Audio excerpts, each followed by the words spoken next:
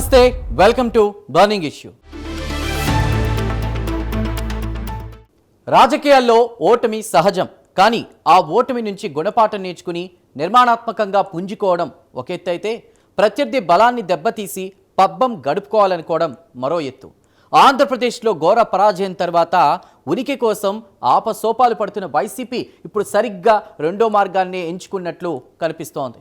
కూటమి అధికారంలోకి వచ్చి 2 ఏళ్లు పూర్తవుతున్నా వారి ఓటు బ్యాంకు ఏమాత్రం చెక్కు చెదరకపోవడం వైసీపీ అధినాయకత్వాన్ని కలవరపెడుతోంది. ముఖ్యంగా కూటమికి వెన్నెముకగా నిలిచిన కాపు, బీసీ సామాజిక వర్గాలను టార్గెట్ చేస్తూ తాడేపల్లి కేంద్రంగా సరికొత్త వ్యూహాలకు పదును పెడుతున్నారు.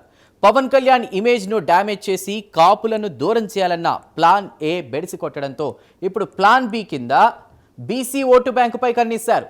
అసలు విజయవాడ కేంద్రంగా బీసీ భరోసా సభ వెనుక ఉన్న అసలు వ్యూహం ఏంటి? బీసీలకు డిప్యూటీ సీఎం పదవి ఇవ్వలేదన్న వైసీపీ నినాదం ప్రజలను ఆకర్షిస్తుందా? స్థానిక సంస్థల ఎన్నికలను దృష్టిలో పెట్టుకుని వైసీపీ ప్రయోగిస్తున్న ఈ కులం కార్డ్ ఏ మేరకు వర్కౌట్ అవుతుంది? చూద్దాం ప్రైమ్ 9 బర్నింగ్ ఇష్యూలో.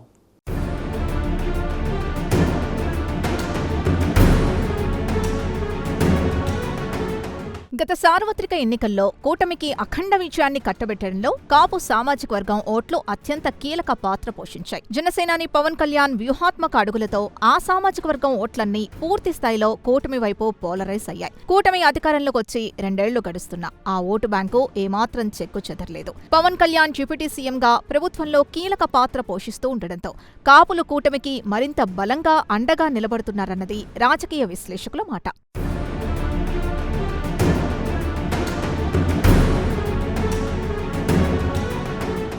కూటమిని దెబ్బతీయాలంటే ముందుగా పవన్ కళ్యాణ్ని టార్గెట్ చేయాలని వైసీపీ భావించింది. అందులో భాగంగానే పవన్ కళ్యాణ్ ఇమేజ్ ని డ్యామేజ్ చేసేందుకు వ్యక్తిగత దాడులకు సైతం వెనకాడలేదు. సోషల్ మీడియా వేదికగా ఆయనపై, ఆయన కుటుంబంపై అసభ్యకర ప్రచారాలు చేయించారు. తద్వారా కాపుల్లో పవన్ పట్ల వ్యతిరేకత తీసుకురావాలని చూశారు. కానీ ఈ వ్యూహం పూర్తిగా బెడిసికొట్టింది. పవన్ పై దాడులు పెరిగే కొద్దీ ఆ సామాజిక వర్గం ఆయనకు మరింత దగ్గరైందే తప్ప దూరం కాలేదన్నది గ్రౌండ్ రియాలిటీ.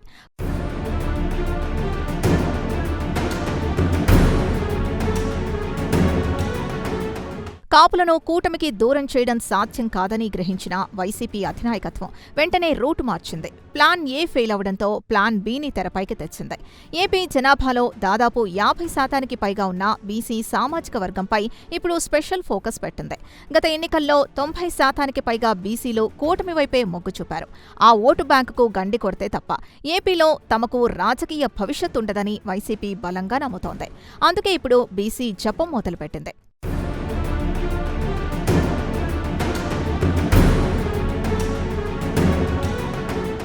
ఎన్టీఆర్ స్థాపించిన నాటి నుంచి తెలుగుదేశం పార్టీకి బీసీలు వెన్నెముకగా ఉంటూ వస్తున్నారు. ఆ కంచుకోటను బద్దలు కొట్టడం అంత సులువైన విషయం కాదు. అయినా సరే స్థానిక సంస్థల ఎన్నికలు సమీపిస్తున్న వేళ బీసీలను తమ వైపు తిప్పుకునేందుకు వైసీపీ తాడేపల్లి కేంద్రంగా సరికొత్త మంత్రాంగానికి తెరతీసింది. సజ్జల రామకృష్ణారెడ్డి నేతృత్వంలో జరుగుతున్న ఆ వ్యూహాలేంటి? డిప్యూటీ సీఎం నినాదం వెనుకున్న లాజిక్ ఏంటో ఇప్పుడు ఒకసారి చూద్దాం.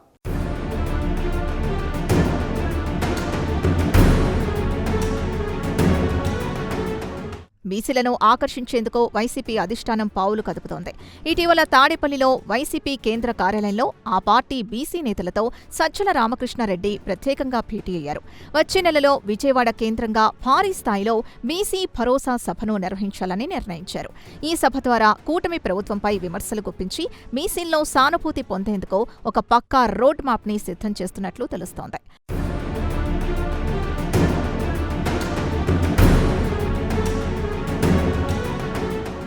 కూటమి ప్రభుత్వం బీసీలకు ఉప ముఖ్యమంత్రి పదవి ఇవ్వలేదన్నది వైసీపీ ప్రధాన విమర్శ.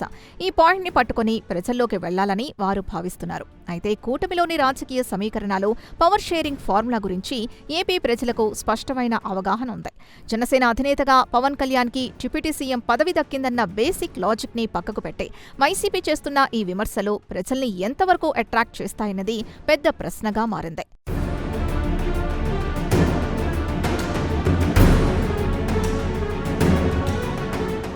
కూటమి ప్రభుత్వం అధికారంలోకి వచ్చిన ఈ 2 ఏళ్లలో బీసీలకు వెన్నుపోటు పొడిచిందని వైసీపీ నేతలు ఆరోపిస్తున్నారు. సంక్షేమ పథకాల అమల్లో బీసీలకు అన్యాయం జరుగుతోందని ప్రచారం చేస్తున్నారు. అయితే కేవలం ఆరోపణలు చేస్తే జనం నమ్మే పరిస్థితి లేదు. క్షేత్రస్థాయిలో కూటమి ప్రభుత్వం అమలు చేస్తున్న పథకాలు, బీసీ కార్పొరేషన్ల ద్వారా అందుతున్న లబ్ధిని ప్రజలు బేరీజు వేసుకుంటున్నారు. సరైన ఆధారాలు లేకుండా వైసీపీ చేస్తున్న ఈ విమర్శలు బూమరాంగ్ అయ్యే ప్రమాదం కూడా లేకపోలేదు.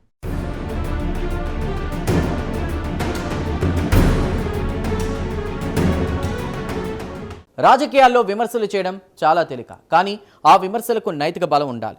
బీసీల గురించి ఇప్పుడు గగ్గోలు పెడుతున్న వైసీపీ గత 5 ఏళ్ల తమ పాలనలో బీసీలకు ఏం చేసిందన్న ప్రశ్నలు సహజంగానే ఉత్పన్నమవుతాయి. అటు కూటమి ప్రభుత్వం బీసీల సంక్షేమానికి తీసుకుంటున్న చర్యలేంటి? తాజాగా రాజ్యసభ సీటు విషయంలో జరుగుతున్న రగడేంటి? Let's continue.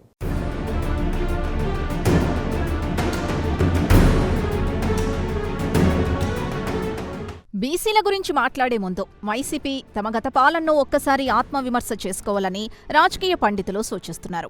గతంలో బీసీలకు వైసీపీ ఇచ్చిన హామీలెన్ని, అందులో అమలు చేసినవెన్ని? 56 బీసీ కార్పొరేషన్లు ఏర్పాటు చేసి వాటికి కనీసం నిధులు, కుర్చీలు కూడా ఇవ్వని విషయాన్ని బీసీలు ఇంకా మర్చిపోలేదు. నామినేటెడ్ పోస్టుల్లో సింహభాగం ఒకే సామాజిక వర్గానికి కట్టబెట్టే ఇప్పుడు బీసీల మీద ప్రేమ ఒలకబోస్తే జనం నమ్ముతారా అన్నది వైసీపీ నేతలు ఆలోచించుకోవాలి.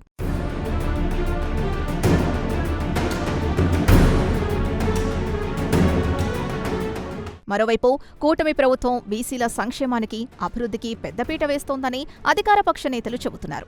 పెండింగ్లో ఉన్న ఫీజు రియంబర్స్మెంట్ బకాయిలు చెల్లించడం, బీసీ కులవృత్తులకు ఆర్థిక సహాయం అందించడం, నామినేటెడ్ పోస్టుల్లో సముచిత స్థానం కల్పించడం ద్వారా బీసీల విశ్వాసాన్ని చూరగొనే ప్రయత్నం చేస్తున్నారు.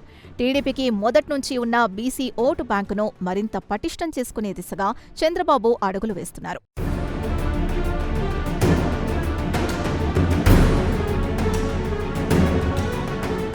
తాజాగా జరిగిన రాజ్యసభ ఎన్నికల్లో టీడీపీ బీసీలకు సీటిచ్చింది. బీసీ యువత విభాగంలో చింతకాయల విజయ్ను ఢిల్లీ పెద్దల సభకు పంపింది. ఈ విధంగా సామాజిక సమీకరణాలకు ప్రాధాన్యం ఇచ్చింది తెలుగుదేశం పార్టీ.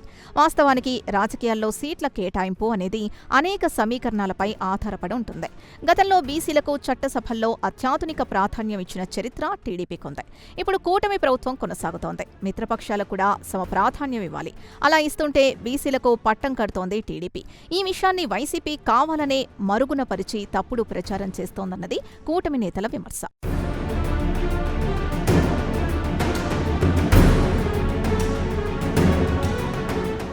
ఏపీ రాజకీయాల్లో ఇప్పుడు జరుగుతున్న ఈ కుల సమీకరణాల క్రీడ వెనుకున్న అసలు టార్గెట్ రాబోయే స్థానిక సంస్థల ఎన్నికలే.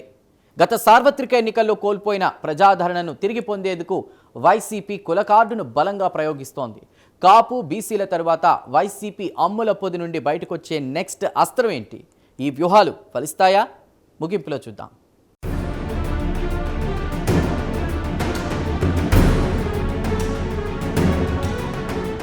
గత ఎన్నికల్లో ఘోర పరాజయం తర్వాత వైసీపీ క్యాడర్లో తీవ్ర నైరాశ్యం నెలకొంది. వారిలో ఉత్సాహం నింపేందుకు, కోల్పోయిన ప్రజాదరణను తిరిగి పొందేందుకు వైసీపీ అధినాయకత్వం కుల కార్డుని ప్రయోగిస్తోంది. అయితే కేవలం కులాల మధ్య చిచ్చు పెట్టడం, ఒక వర్గాన్ని రెచ్చగొట్టడం ద్వారా రాజకీయ లబ్ధి పొందాలి అనుకోవడం తాత్కాలికమే అవుతుంది. తాడేపల్లి కేంద్రంగా సాగుతున్న ఈ ఎత్తుగడలు క్షేత్రస్థాయిలో ఏ మేరకు కలిసొస్తాయన్నది అనుమానమే.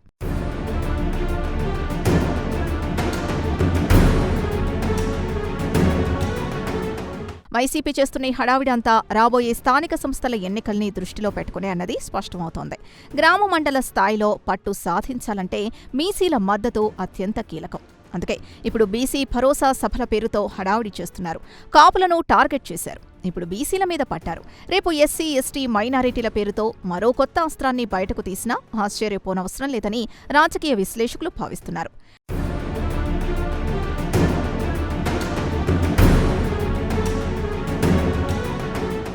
నేటి తరం ఓటర్లు చాలా చైతన్యవంతులు. కేవలం కులం పేరు చెబితే ఓట్లు వేసే రోజులు పోయాయి. అభివృద్ధి, సంక్షేమం, భవిష్యత్తుపై భరోసా కల్పించే నాయకత్వాన్నే ప్రజలు కోరుకుంటున్నారు. వైసీపీ కేవలం ఓటు బ్యాంకు రాజకీయాలపై ఆధారపడకుండా ప్రభుత్వ తప్పుల్ని ఎత్తిచూపుతూ ప్రజల పక్షాన నిలబడే నిర్మాణాత్మక ప్రతిపక్షంగా మారితేనే ఆ పార్టీకి భవిష్యత్తుంటుంది.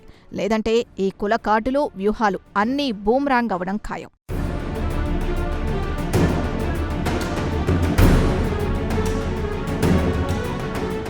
రాజకీయాల్లో పుంజుకోవాలంటే ప్రజల హృదయాలను గెలుచుకోవాలి, కానీ కులాల మధ్య కుంపట్లు రాజేయకూడదు. కాపులను దూరం చేయాలన్న ప్లాన్ బెడిసికొట్టడంతో ఇప్పుడు బీసీల భుజం మీద తుపాకీ పెట్టి కాల్చాలని వైసీపీ చూస్తోంది. 2 ఏళ్ల కూటమి పాలనలో బీసీలకు అన్యాయం జరిగిందని గగ్గోలు పెడుతున్న నేతలు తమ 5 ఏళ్ల పాలనలో ఆ వర్గానికి చేసిన మేలేంటో కూడా చెప్పాలి. డిప్యూటీ సీఎం పదవి లాంటి సెంటిమెంట్ డైలాగులతో రాజకీయ సమీకరణాలను మార్చేయచ్చు అనుకుంటే అది పొరపాటే. స్థానిక సంస్థల ఎన్నికల కోసం వైసీపీ వేస్తున్న ఈ ప్లాన్ బి వల్ల కూటమి కంచుకోటను బద్దలు కొడుతుందా, లేక వైసీపీకే ఉచ్చులా మారుతుందా అన్నది కాలమే నిర్ణయించాలి.